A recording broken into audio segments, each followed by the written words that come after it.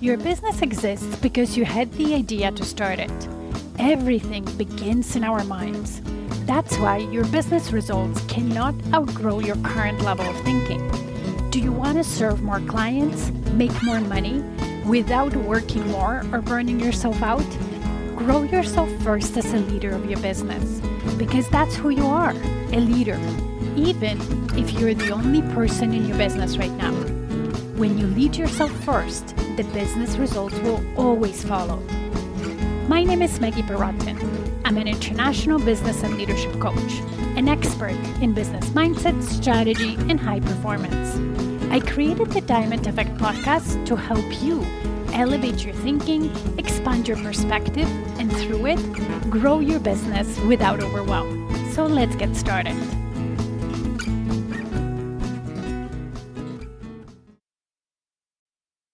One of the biggest challenges most people have is time management, and that includes business owners.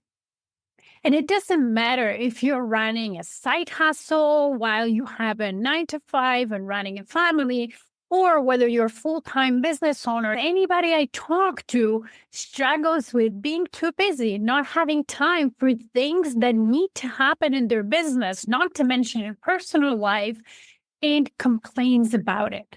The thing is, we all have the same amount of time, 24/7, 365. And within that time, we need to sleep, rest, and eat, and ideally spend some time with our loved ones. So how do effective business owners and effective people do it, run multiple businesses without getting overwhelmed and burned out within the same amount of time that you and I have? This is Maggie Perotin in a Diamond Effect podcast, and today I will share with you how to take charge of your time, stop complaining that you're busy, and be able to create time on demand with my time on demand formula. This is something that I developed in my corporate career that is now serving me to run my business and also help my clients do the same.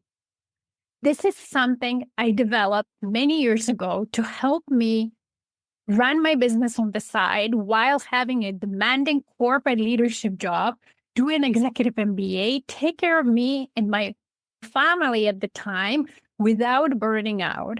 And now it helps me run my growing business while still living the life I want.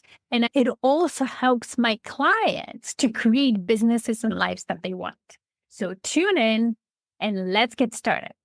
Before I became a high performer and I really took charge of my time, I was probably like you or somewhere in between where I was busy all the time. I felt like I didn't control my days. I felt like I was just running from one meeting to another, from one personal commitment to another. And I was always lacking time. I was feeling overwhelmed, busy, stressed out, and really thinking that life and time were happening to me. But after I started implementing what I'm going to teach you today, total shift happened. Now I never complained I'm busy. It doesn't mean that my schedule isn't full, but it's full with intentional actions or intentional things that I want to do. It also allows for proper breaks and rest for me. My schedule also allows for personal commitments that are important to me. Now I know that I can create time for anything that I decide to do, even if my schedule is full. And I want this to be you as well, because it's such a better way to live your life and spend your days and weeks when you aren't stressed, when you aren't overwhelmed, at least not by your schedule. Over the years, as I started implementing the things that allowed me to take control of my time and therefore my days and my life, I developed time on demand formula that I teach my clients. And today I'm going to walk you through the main steps of that formula to help you hopefully either implement it by yourself and also see that it's not this magic thing that is impossible to do, that it's something you can completely implement in your life with a little bit of patience, commitment, and self-compassion. The first component of time on demand formula is awareness. There is no change that we can ever implement in our lives and our businesses if we're not aware what is the current state and what's going on.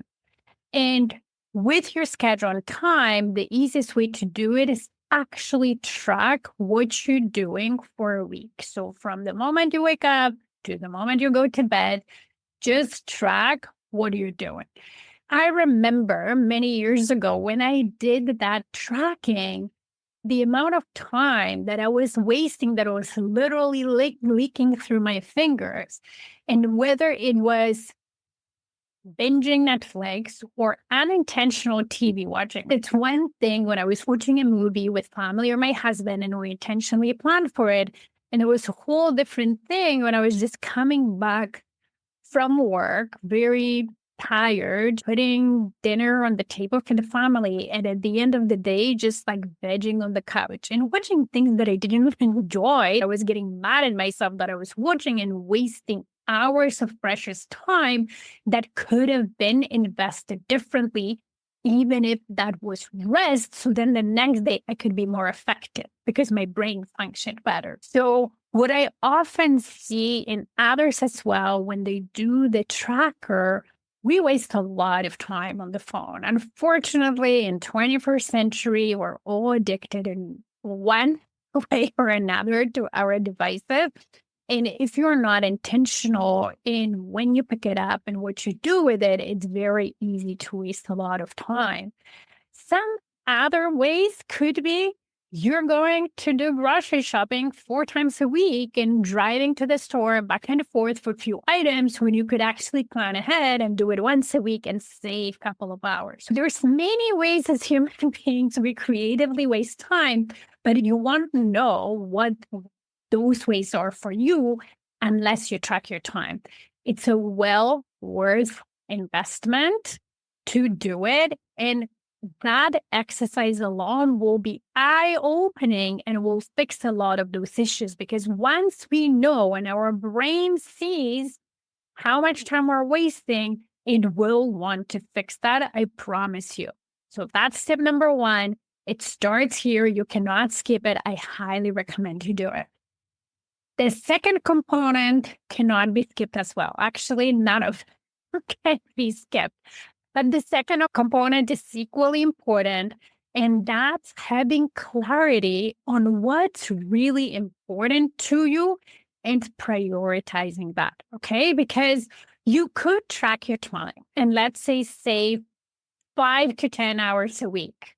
But then if you're not clear how you're going to invest that time, it will fill itself up with other things that might not be important to you. Very much like our closet. At some point, we can clean it and organize it. And within a year or 6 months, it's full of clothes that we don't even know how they got there, that we're not wearing, and it's cluttered and things like that. It's the same with time. It tends to fill itself up if we're not intentionally investing that time and doing things that are important to us. You want to understand in business, what are the actions that I can only take a business owner that are moving my business forward, short-term and long-term, the ones that you work on your business, not in your business, and making sure you can prioritize that, right? Now, working in the business, some of those actions are important too, like serving your clients, for example, and fulfilling your contractual obligations. You need to have a combination, a healthy balance of both. And it's the same in your personal life. What are the people and the things that are important to you that you want to allocate some time towards it, like spending time with your loved ones, like maybe taking care of yourself, and whether it's a hobby or whether it's reading time or me time, whatever that is, You need to identify those things and start prioritizing them. Really, prioritization, it's a decision. It's a commitment. That's the mindset, right? If something is important to me, I'm committing to creating time to do it. Just think about if you decided today that you wanted to have a dog or a pet or another dog if you have one. If you got that dog, you would instantly commit to taking care of it. Even if your schedule was full up to that point, you would magically create time to walk the dog every day, wash it once a week, feed it every day, and so on and so forth. And that's because you prioritized having a pet. You made the decision to have it and you committed to that decision, even if it was subconscious and you didn't realize you made those steps. So it's the same with every single important thing that we want to do in our business or in our personal life. I remember where I decided to start an executive MBA, something that I wanted to do for many years and didn't have resources first, then young kids, maybe that wasn't the best time to do it. Finally, when the right time came, I'm prioritizing that. And also, very shortly after, I started my coaching business on the side while still being in a demanding corporate leadership role, having young kids at school. Then shortly after COVID happened, and yet I was able to do all those things without getting overwhelmed, without overworking and burning out, because I intentionally decided these things were the most important and I allocated my time accordingly.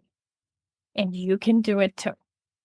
So once you know what's important and you commit to it and you start prioritizing it, there is also some elimination that needs to be done. Hopefully, through your awareness exercise and time tracking exercise, you might have realized you are doing some things that shouldn't be done at all, and you need to eliminate them. We cannot spend time in a literal sense, but we can be very effective utilizing the time, the wake time we have. And that's through eliminating stuff that it's not important. For example, for me was the veggie couch potato thing I was doing a lot of days during the week. And that allowed me to allocate the time, shift my schedule, and do the things that I wanted to do, meaning my executive MBA and run my business as a side hustle before I moved on to that being full time. So you eliminate things. You also delegate to the actions or tasks or responsibilities that you might have that still need to be done. They don't have to be done by you as the business owner or as a family member. You can delegate them, okay? There's different ways to delegate. If you're a newer business owner and maybe you can't yet hire a full-time or even part-time employee, there is a lot of fractional services that you can delegate different tasks to, like bookkeeping, like administrative support. You can also automate and use the technology tools to help you be more effective and much, much more efficient. There's so many AI tools right now that save hours of work if you know how to use them. And of course, if you're a business owner who now has a team, delegation to your team members will allow you to focus on CEO tasks that only you can do that move your business most forward. It's a matter of developing skill set and knowing how to delegate effectively to the right people, giving them proper tools, proper training so they can be effective and you're not the ones checking on them all the time or doing the job again twice because you haven't empowered them properly. Now, in your personal life, there's also things you can delegate. I remember when we decided with my husband to hire a housekeeper to help us with house cleaning because we found ourselves with small kids spending half a Saturday cleaning our home. And then after full week of work and then shopping and all those things, we found we didn't even have time for us. That decision freed a lot of time for us. And at the time, it's not like we had extra money to spend, but we just allocated our budget differently. I'd rather have that help than, let's say, go out or to the restaurant 3 times a month. I've had clients who were not maybe resource poor, but they just didn't think about it. So after a full week of running a business and dealing with a lot of things, they were going into homes, scrubbing toilets, cleaning and so on, and exhausting themselves with tasks that could be easily delegated.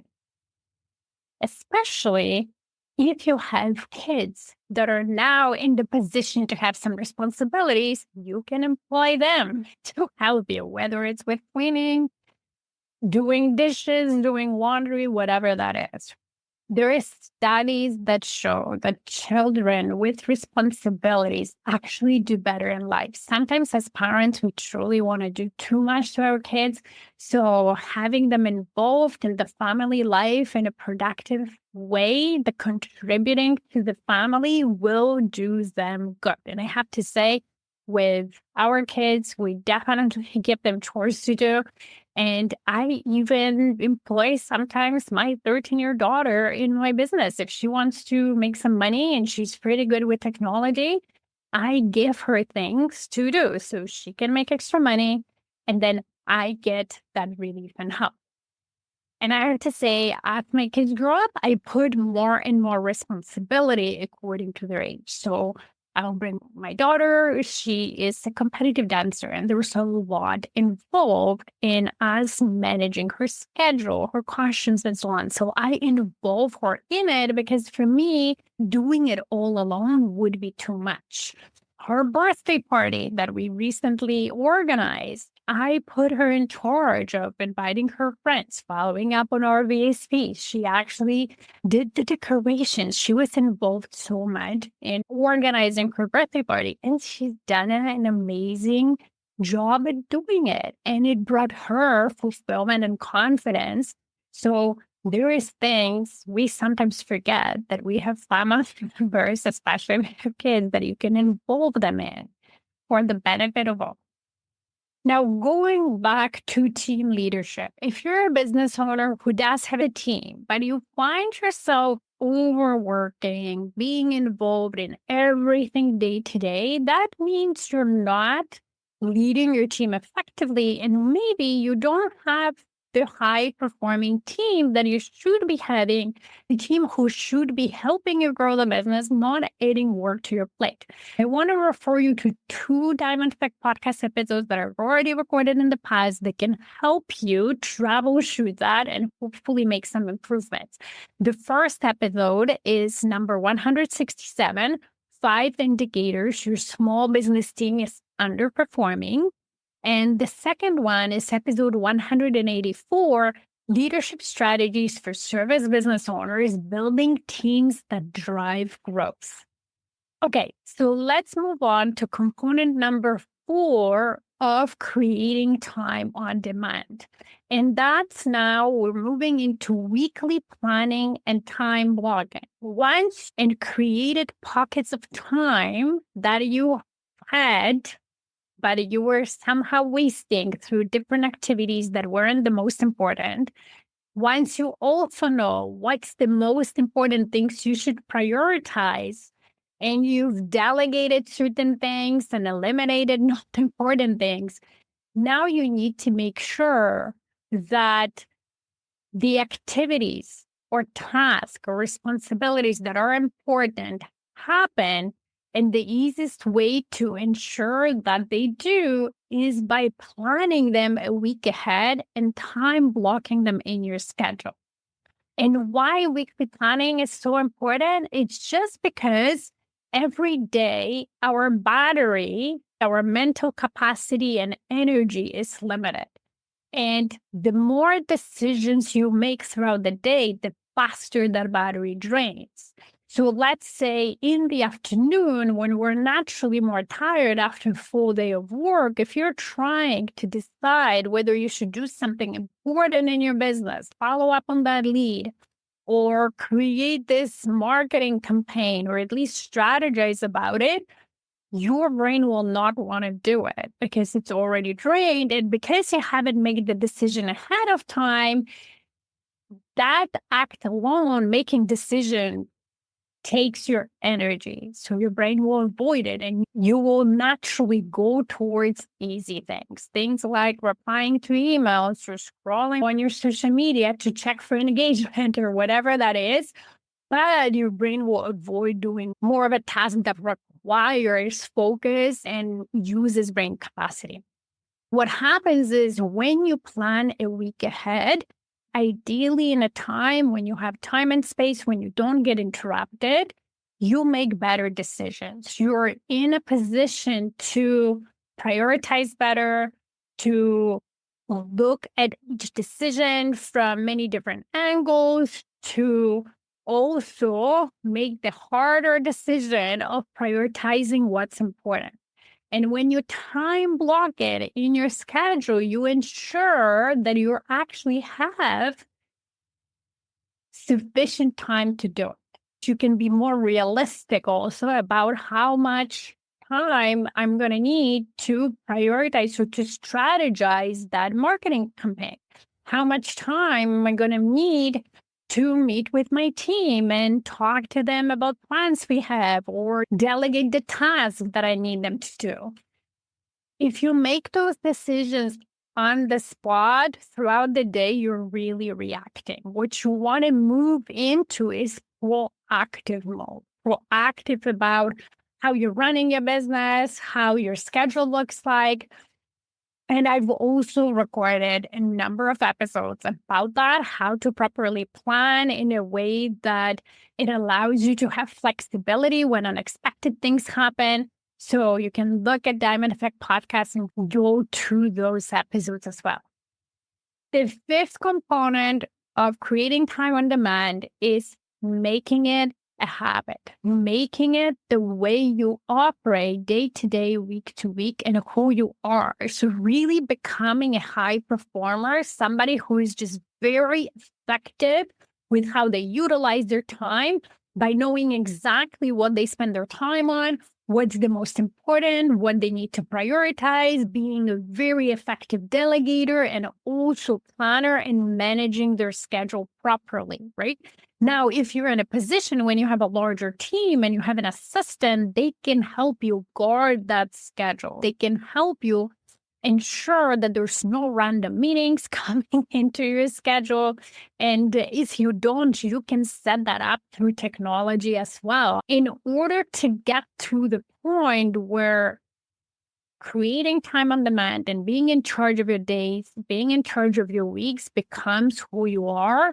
You need patience. You need that consistent application of the first 4 steps that I walked you through, and patience, but also self-compassion. Nothing that we do first time is perfect, right? There will be bumps on the road, and you need that self-compassion to be okay with things not working exactly how you want them to work and not throwing the baby out with the bathwater saying, hey, weekly planning doesn't work because I tried 2 times and it really didn't work. It is the hardest part, but it's so worth doing it. I remember when I went through my high performance program, I didn't get one-on-one support from anybody. I had to implement it on my own, but I was very motivated to change the way I operated. So I did it.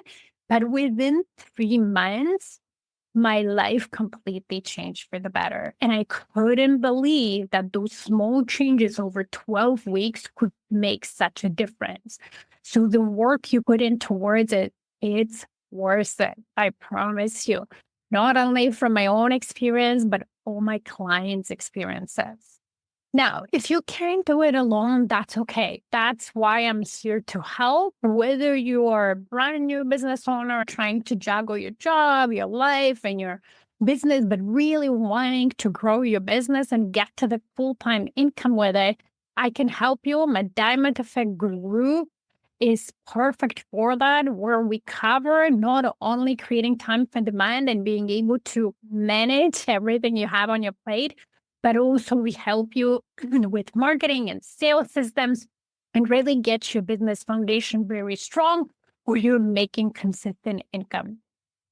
And if you're a more established business owner who is struggling to keep up with everything that's going on, I can help you with private one-on-one coaching packages where with my top CEO formula, we go through what's going on in your business. I help you become a high performer as well, get your team to high performance if you have one, and not only grow your business, but also set it up in a way where it becomes a sellable asset, because then it can function without you. That means you can take vacation. That means you can have a Sunday with a family without being on the phone every 5 minutes. So all you need to do is just reach out to me, schedule a free consultation. Talk to you next week. Thank you for listening today. If this podcast resonated with you, please come back. Also, you can leave a review on whatever platform you're listening. And if you have a suggestion, question, or a topic you would like me to talk about, let's get in touch via email. Email me at maggie@stairwaytoleadership.com. See you in the next episode.